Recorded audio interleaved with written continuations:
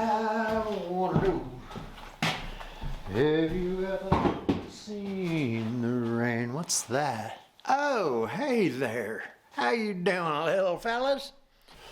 Howdy. Welcome back to AllMine Ranch, solo homesteader channel. I'm Ryan. It's Saturday morning. It's been a busy morning already. You know, every other week I have to get up and do some of the chores that go hand in hand with being an off-grid solo homesteader living alone out here in the Arizona desert in Cochise County who doesn't have permanent facilities yet. So every 2 weeks I got to get up and I have to dump my camping toilet into the septic system manually, get rid of my poop. So that's always a great way to start off the day. So I did that first thing this morning.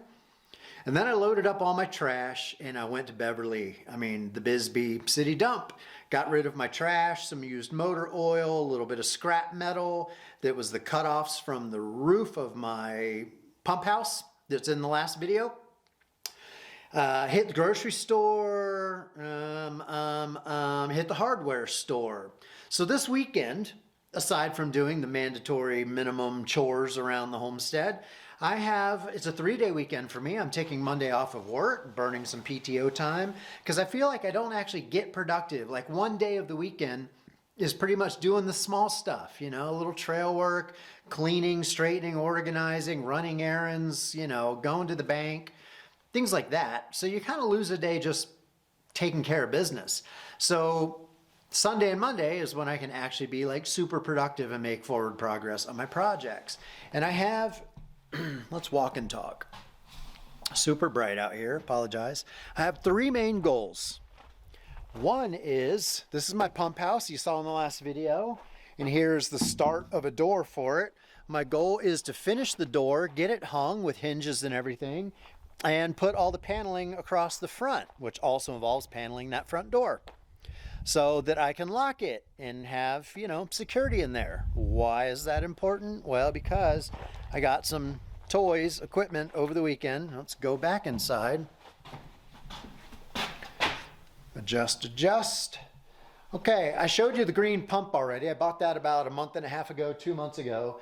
But I just got this reserve bladder tank here that the pump is going to sit on, that is a typical well tank that allows you to cycle your pump on and off less by having a few gallons of capacity of both air and water. So it's an air bladder that pushes water into your water lines when you open the sink so that you don't have to run the pump constantly. So it's kind of like a reserve tank. Not crazy expensive. I think it was about $200. Got the pump. It's going to be a few weeks before, or actually maybe 3 paydays before I can afford to invest the $500 on the water filtration system. But all of that is going in the pump house. That's my point. All the equipment that's going to go in this pump house needs to be secured now that I'm starting to get some, right? Second major project is to hook up power to those 2 gray junction boxes there. The power is coming from my solar array here, and I got my inverter. Yay! I've been waiting on an inverter since before Thanksgiving. Spent the money, well, put it on a credit card. Spent the money. They didn't tell me at the time that it was on back order, that they oversold it. They only had so many and they got more orders than they anticipated. I'm going to sit this down so I can open this up. I've got it locked because the inverter's in there and it's not cheap. So let me unlock this. Okay. Welcome to Solar Closet Photon Conversion Chamber number 2. Look at that. Got an XP6000, brand new, high-end, off-grid, all-in-one charge controller inverter, which is going to feed power through these gray wires, out that box, across the trench, and over to the main house. And and I've got solar panels above this structure that need to come in through a hole in the wall, connect into this. And I got this bad boy, server rack battery, 48 volt, 100 amp hour. It's the start of what will be a room full of batteries. But since I just need to have one outlet hot over there for tools and lights and whatnot, my power demands are minimal. and I didn't want to invest money into a bunch of batteries, many thousands of dollars into batteries that are essentially going to sit pretty much unused for a year. So by holding off on that, I can wait for prices to come down just a little bit, which they should.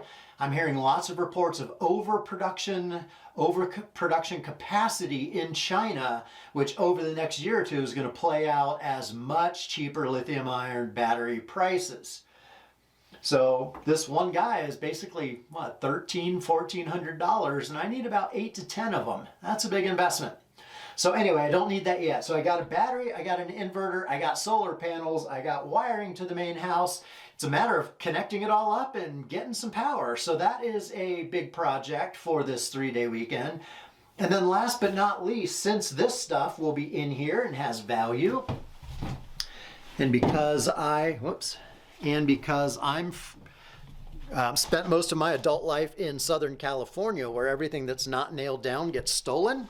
It's not so bad here in Arizona, but I've got this outer door that leads into this room, but I got a door frame here that could use a second door. So I'm going to make a second door, panel it up, put hinges on it, put a latch on it over on this side, and they will both swing open hinged on this side. So I'll open the outer door and then open the inner door. You can see this inner door frame, maybe if I go like that, is in about 3 inches. So the outer door, you know, the two doors will nest or open up without interfering with each other. So that'll give me 2 layers of security, since eventually this space will have some pretty important gear in it.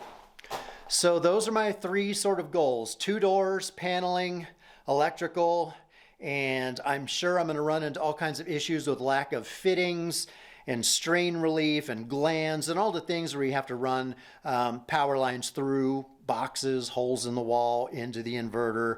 I've got some of that stuff, but I'm probably gonna have to do a Home Depot or a Lowe's run to get more of it at some point. I am prepared for that. So my weekend is all about these 3 projects. So not sure what I'm gonna film and what I'm not, but I'm gonna get into it and I'll take you along for part of that ride. Don't forget to like and subscribe. Thank you. And comment. By the way, one of the very first tasks I have to do before I can start hooking up my inverter and all the electrical work is vacuum out that space, because I had to mount some cement board to the wall. You can see it behind the inverter there. There's some cement board. Same thing on the opposite side. That required some trimming. I also had to drill some holes in the wall. So there's sawdust and debris everywhere in there, and I want to get all that out of there. So I'm just going to connect up the shop vac, vacuum out the space, take me 5 or 10 minutes, and I'll have a clean slate to do any of the connecting work that needs to be done. So that's the first thing. Okay, I got it vacuumed out in here. You know, one other task I want to do before I get into electrical work is, don't know if you can see up here, but this needs some trim. There's a gap there. On the other side behind the camera, I filled it in with spray foam, and it could do the same. But I think just for aesthetics, not that I'm going to spend a ton of time in here, but I think I want to put a piece of trim up and around it, maybe even on the back wall, just to pretty it up in here a little bit.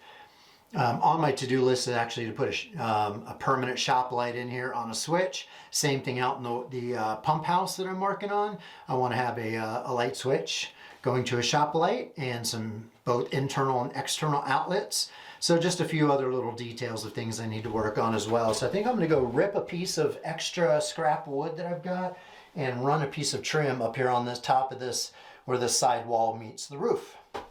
So that's the next step. And you can see, if I come in here, how much gap there is. I can get the tips of my fingers in there. It's not huge, and there is insulation, then there's exterior siding, so it's not like wind is whipping through here, but it doesn't look great having about a 1-inch gap, so I'd like to close that up. So that's what I'm gonna do now. Okay, well, it took a little bit longer than I expected, but I got a few pieces of trim up here. This piece all the way down to that corner, and then over here as well. Let's see what you're seeing. There we go. That piece that runs up along here, basically right there, down to that corner, and that's it.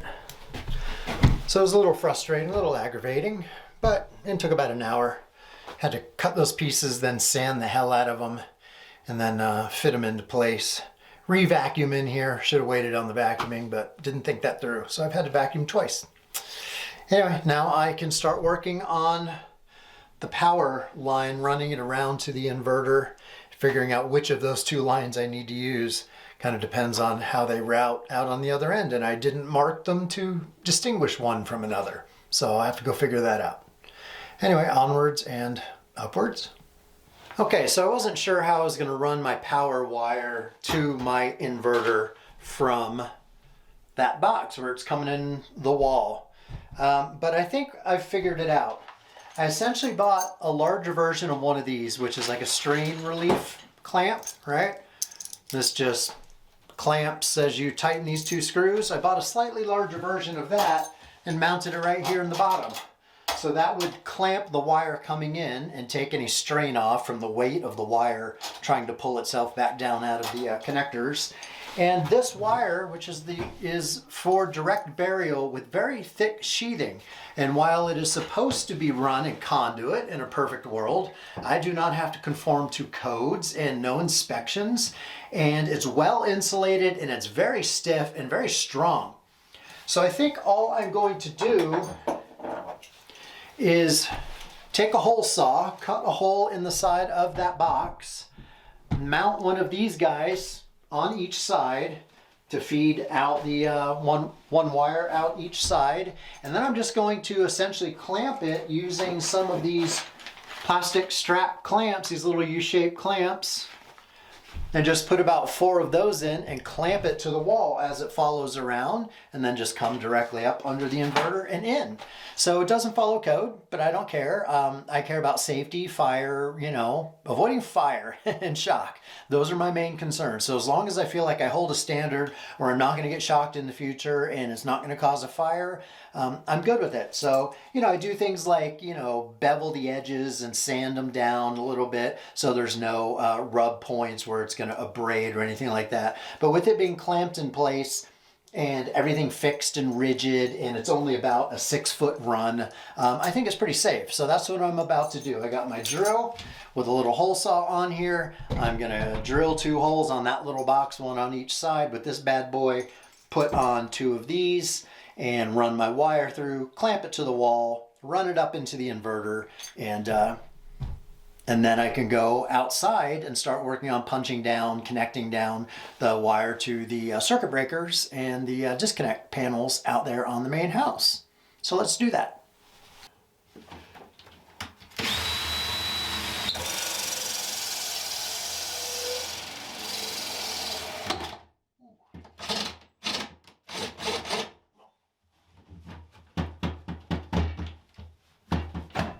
It smells like hot burning plastic, but it worked. It's also a little loud. I wish I had my hearing protection in when I did that. So better late than never. Got foam earplugs and put those in to do the other hole. Because my hearing is already damaged and I have bad tinnitus from being in the Navy and lots of guns and explosions, torpedo test firings and whatnot, 5-inch gun firings. The Navy really fucked up my hearing, and I've tried to be very good about hearing protection in the meantime as I've gotten older, but yeah, don't always get it right.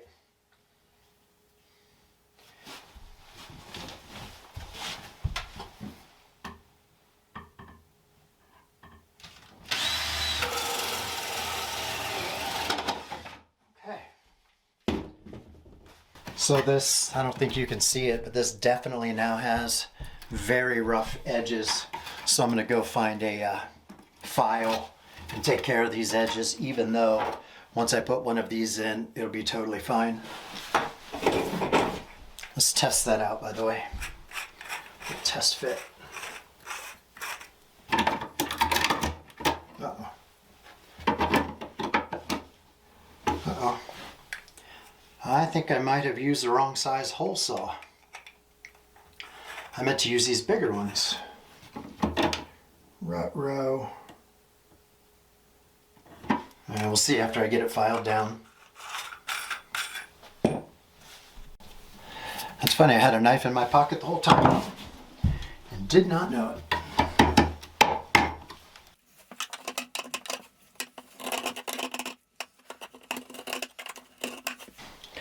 Oh, my watch just lit up. I bought my first smartwatch. but I'm a cheap bastard, so I only bought a $20 Amazon cheap Chinese smartwatch just to see what it says about my heart rate and how many steps I take in a day, especially on a day like today where I'm going back and forth between the main house and my workshop in the main house. Yeah. Curious how many steps that involves. So it was a $20 investment. And one other thing I'd like to share with you guys is that I found out right around New Year's, it was only a couple of weeks ago, that one of my classmates died, a friend, a childhood friend. We stopped hanging out in about the 10th grade, and I lost touch with him, but I found out he died of colon cancer. So he's my age, 52, almost 53, just died of colon cancer. And I was sharing that with classmates on Facebook, and it turns out another girl that I went to school with, again, back in like middle school and first year of high school, also died within about 48 or 72 hours from, I think it was pancreatic cancer. So it's just crazy to me that one, classmates, you know, people my age are dropping dead of cancer, and it's a strange coincidence that two people within, you know, about 48 hours. And it's a small class. I graduated, or that graduating class, I moved on to a different school, didn't graduate with them, but it's only like 60 kids or something, maybe 100 at most. It was not a huge class. So to already have two of them gone sucks. So I just thought I'd share that. Hug your loved ones, hug your friends. Life is short. Yeah.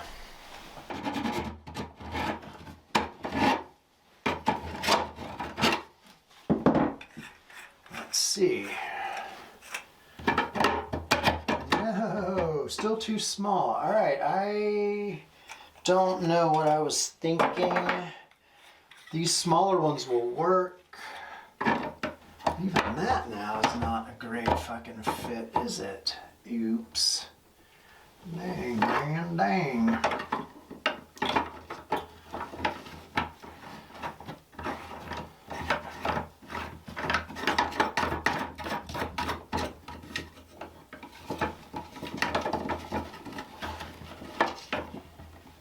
See, now that's wobbly in there. I guess I can open it up and make it bigger, but I can't do it with the hole saw because I have nothing to, you know, the pilot hole situation. Huh. Oops. See, I make a lot of mistakes, and it's frustrating. I try not to beat myself up over it, but if I had just used the right damn size, 1.25 inch. 1 inch will do. But I wanted to go 1 1/4 because this stuff is fat and I want it to fit in there comfortably, not cramming it in. So that needs to go in, which means my hole needs to be just a bit bigger. So I either have to do that with a razor knife or figure out a way to drill it even larger. I'll figure it out and let you know. All right, that took about 10 minutes worth of work, but I got both of these bad boys on here. I know it's a little out of focus, isn't it? That's all right. You get the idea. It's not rocket science, right? Going a little on that. So I got a nut on this side, on both sides. Threaded that in. It's actually threaded into the wall of the plastic box. So I made the hole just big enough so I could get it started, and then I threaded it, added the nut, threaded it some more. So it's actually kind of double threaded into that box. Oops, there we go. Anyway, so I'm going to do something along these lines, which something like this.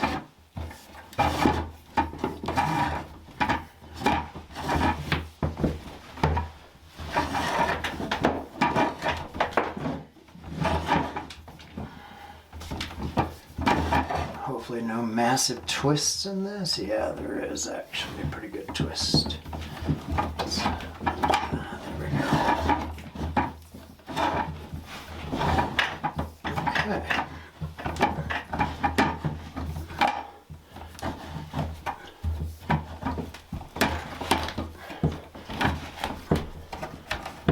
There we go. So is that...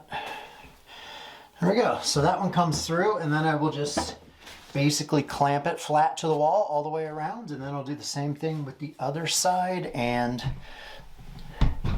I'm working on low overhead, sitting on a bucket. It's kind of hot in here. frustrating, aggravating work, but it's working, making progress.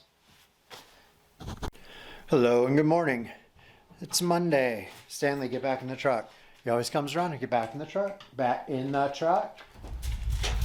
Close the door. So funny how just me speaking words to a phone, to a camera, he comes running. Anyway, welcome back. It's Monday morning. I got the day off of work today.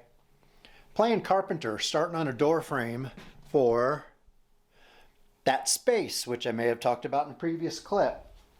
I will confess, yesterday I worked on my electrical system and did not film any of it because it's just not the kind of work that is very conducive to filming.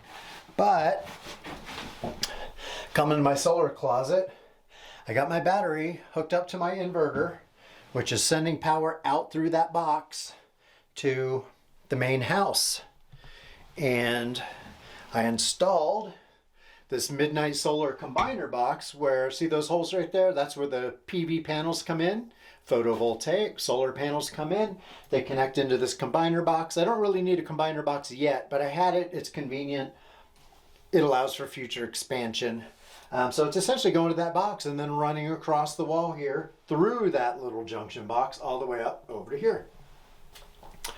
And it works. The only thing I haven't figured out yet or finished is the grounding situation, which is very important. Don't get me wrong.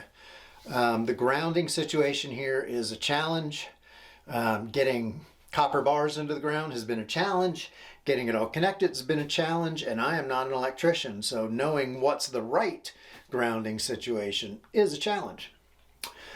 So I need to conquer that in the next couple days, but assuming that everything is wired up aside from that, as long as I don't get a short, fingers crossed, I should be okay. And since all I'm doing is powering some overhead lights in that main house as of this moment, when I'm in there, it's nice not to run. I've been running a, very long, very thick extension cord that weighs like 30 damn pounds out to the main house to have lighting. Now I don't have to do that. I can plug it right into the one outlet that's, mounted to a wall in there. So that's really cool. So I accomplished my goals for yesterday, which is to get the power situation done. So this morning I got up, it's cold and damp. I put in this header thing right here. And essentially I'm making a door frame. Sorry, let me turn around. Making a second door and framing in as necessary to put an interior door on that. And as I just showed you a second ago, here's the start of it. So that's my goal for today. It's kind of cold, it's kind of damp. We got a 1/4 inch of rain last night. Everything's wet. So it's not the best working conditions, but it's better than the crazy heat we had all summer, so I'm not complaining. So I got on my overalls, which you can't see, they're hiding, but I got on my Farmer John's, which I sometimes like to do when I play carpenter because it holds all my pencils and my tape measure and all that. Kind of bundled up a little bit because it's damp, but yeah, I'm gonna keep going on this door and I'll take some video as I go. Thank you for your patience, by the way. The video editing, the thumbnail creating, all of that has been a challenge lately. I'm a little behind, but I'm doing what I can. So thanks for watching and don't forget to subscribe. All right, man, full day of work and my back is killing me. Mistakes were made, I won't lie. All right, so here we go. Here is the outer door, which you've seen before, to this solar closet. That opens up like that, and boom, another door that opens up the exact same way. Now I can step into my solar closet. So, and both are lockable. I've got a piece of trim right here on the inside that I need to add some rubber or weather stripping to, so that when I press this closed, it makes a good seal behind it. I've also got a little bit of a gap up here that I need to fill in, but only after I run power into this space with a light switch right inside that door. So that's my next step. It's not super high priority. I just plug in the light to an extension cord for now. But that does get old and it's a pain in the butt. So as soon as I get a 2-gang box, a switch, an outlet, I'm going to mount it about right inside the door here, run power to it from another outlet, like piggyback off of another outlet that's already in place, and wire that up, and then I'll have a light switch and no more extension cord going into here. So I'm pretty happy with that. Took a lot longer than I thought. And I thought I was all done about an hour ago, and then I went to close this door and it didn't close properly. So I ended up having to put in a strip of wood right here that was about a ½ inch thick and basically bring the whole door out a ½ inch because it was hitting on the bumps here from these hinges. So it was pressing against the face of this door. So I had to bring this whole door out just a little bit. Anyway, I think I'm going to call it a wrap. I'm going to clean up. There's lots to do. It's a productive 3-day weekend, but I'm not going to kill myself. And rain is on the way. So I'm going to go in and chill, enjoy my Monday night, and start my 4-day work week in the morning. And then next weekend, I'll be back to doing projects. Probably working on the pump house door and paneling. All right, thanks for watching. See ya.